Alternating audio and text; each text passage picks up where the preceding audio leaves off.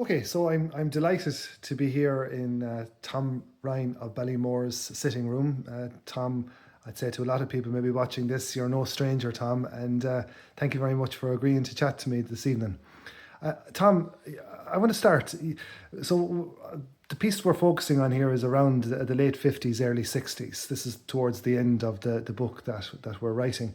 And you came in 1959. That is correct. Yeah. From the Glen of Aherlow, Okay. which was traditional football. I would have been brought up steeped in football. And when I came to this parish, I have to say, I got a bit of a culture shock because football was a fun game here, more or less. And I was lucky enough to meet up with a few very nice people here who started kicking football with me. And we got on fine after that. Yeah, and we were just talking off camera about how in '59 it was, I suppose it's just a period I'm just after writing about, fierce interesting because Rossmore and Clonoulty were still apart, and in May '59, I believe it was the first and only time that the Rossmore senior hurlers took on the Clonoulty senior hurlers. So for lots of reasons, it's a particularly interesting time. When you first came here, were you drawn to the field? How did you end up? Oh, very much so. I mean, I lived in the field when I was over in Aherlow. You know, I loved it, and when I came here, I stayed. I was a regular visitor to the field. As a matter of fact, Christy Campion will tell you a story about seeing a few of us above on Christmas Day playing above the field.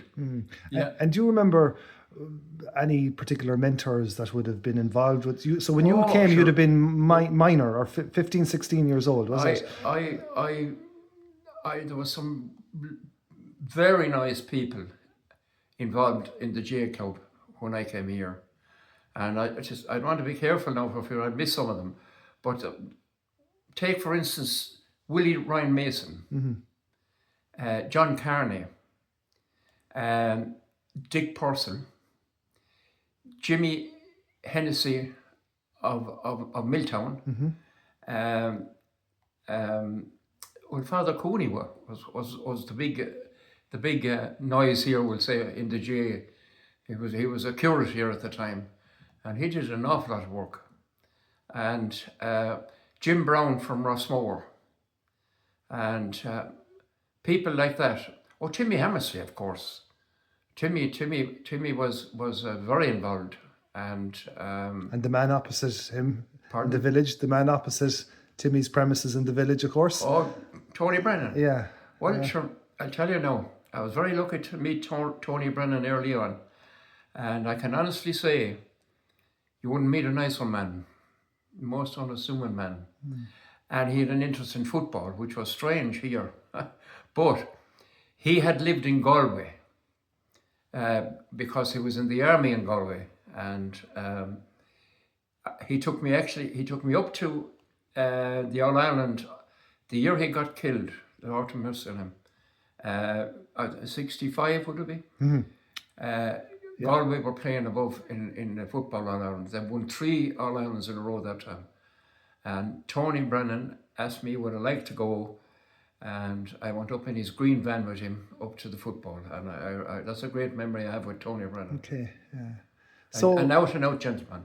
Yeah, and so you were saying that you didn't go to that hurling match in '59, but if you had gone, I have no recollection of it. Yeah, no. If you had gone, you'd have seen in action a couple of lads who you've told me over in the field before, a great story I'd love you to tell any people watching, because there was 2 guys who I've been writing a little bit about, who played junior hurling for Tipperary in 1959, Jimmy the Mason and Paddy Fox. That's correct. And you'd some story. Well, it was Jimmy the Mason told me this story himself over in the hurling field one evening, and he told me that that year he got his first motor car, and it was a Morris Minor. And Jimmy the Mason and Paddy Fox were both on the Tipperary juniors that year, and they were going over to play Limerick in Kilmallock. And Paddy Fox or no, Jimmy the Mason told Paddy Fox he'd collect him and take him. And one of the famous men whom I missed there in the first place, Tommy Ryan Billabone. I should have mentioned Tommy Ryan Billabone because he was half the club at the time, you could say. Tommy Billabone went with them. And as they approached Kilmallock, within about 3 miles, they got a puncture in the car. Now, like I say, it was Jimmy's first car. He never thought of a spare or looking for a spare. When he got out, there was no spare. And this man comes along in a pickup truck. And he said, "You're stuck, lads. Where are you going?" Well, they said, "We're going to a match in Kilmallock." "Oh, come on," he said. So they threw up the spare wheel and a couple of them into the back and some of them sitting in the front. And off they went to the match. And when the match started, who was marking Paddy Fox? Only the driver of the pickup truck. Now, Paddy Fox, he was no angel, I suppose you could say. Yeah. He was a very vigorous hurler, and he was giving your man a very rough time in the first half. That was a fine hurler, Paddy Fox. But at half time, Tommy Billabone went into Paddy Fox and he said, "Fox, if you don't conduct yourself, we'll be walking home." But your man brought him home afterwards anyway, so it ended up a good story. When you have Tommy Billabone acting as a bit of a peacemaker, you know you're in a spot of bother. Yeah. And you would you have known Paddy's father Mick? Oh, absolutely. Yeah. And Mick Fox, Paddy's father, was on the Triple Crown year. Tipperary won the junior, minor, and the senior. 33, would it be? 1930. 1930. Yeah. And my father's uncle was Dean of Cashel at the time. And they had a big reception for him inside in Cashel. Mick Fox told me that story himself. Okay. They gave him a big do inside in Cashel. Yeah. The Triple Crown lads. Okay, that's right. Yeah. And that's actually documented in the book. I have a piece on it. Yeah. So if we go on into 1960, so you're getting close to, like, this was the last year where Clonoulty and Rossmore were separate, because in 1961 they had no choice but to come back together because the county board issued a directive that for all rural parishes there would just be one team. Right. So we're into 1960 now, Tom, a new decade, and a young Tom Ryan is making waves a little bit with the Tipperary County Minors. Yes. Yeah. Will you tell me a little bit about how that? Well, sure. I tell you now, we never won anything. I'll tell you that from the start, but I was privileged to play with a lot of very fine footballers. And I was talking to a man over in the hurling field that came up to watch Clonmel commercials and Lochmore. They played over in the field in a league match there some months ago. And this fella came in beside me and I got talking to him. And he told me he was from Burncourt. And I said to him, "God," I said, "I knew a lovely footballer from Burncourt. I played with him, a man called Patsy Conway." And I was privileged to play with the likes of Patsy Conway, Babs Keaton, Paddy O'Connell from Clonmel, and Georgie Ryan from Latin, and Johnny Condon from Latin also, and my own teammate back in Aherlow, Michael McCormick. And there were some very good footballers on that team. Yeah, I have the team here in front of me. You lost to Kerry ultimately. But you had beat Clare in the opening round. Yeah, and does it tell you? Fellas like Purcell, Vaughan, McCormack, Smith, Finn, Daly, Woodlock, O'Connell, T. Ryan Clonoulty, M. Keating, Babs, Keane, Hughes, Savage, McCormack, and M. O'Connor. P.T. Savage, very good footballer. Yeah. But does it tell you about the match against Clare before that? Babs apparently scored 3-5 or something that day. We were 11 points down at half time. Yeah. And we came back to win that match. Yeah. Have you an account of that match? I do, yes, yeah. I'd like to see it. Yeah. Now, I want to talk to you. You see, you didn't just play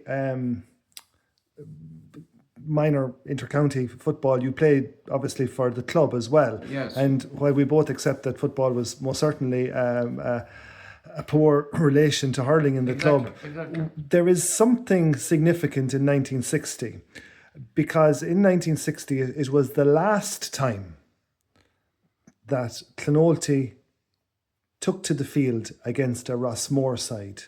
Obviously, up to now, actually up to then, it was 2-1 if you're counting.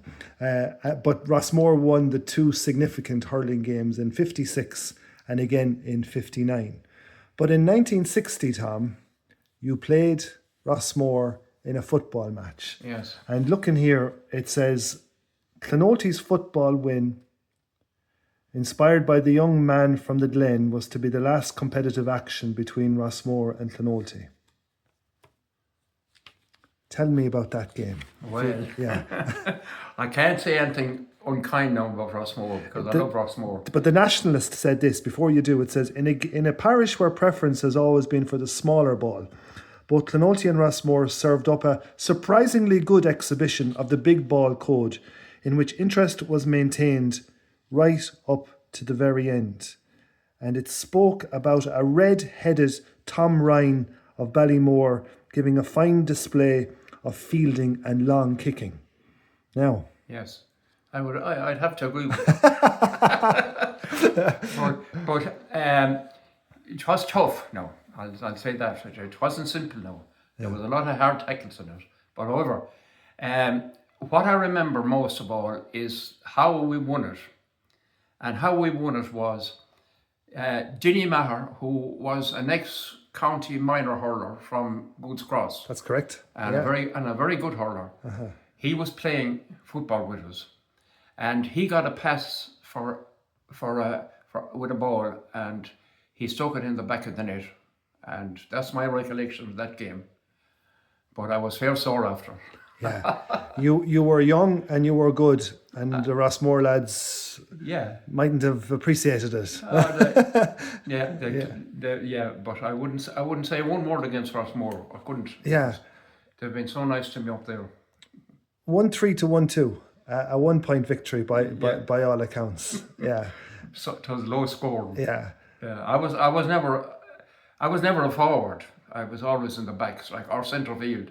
Now I did score an odd time, but mostly I was in the backs. Yeah. You know. And I suppose while it's outside of the period that I'm writing about at the moment, you did go on to have some success in a county junior championship at the end of the 69, I think it was. We did. So you kept the interest in the football going. That'll be in your second book, I suppose. Yeah.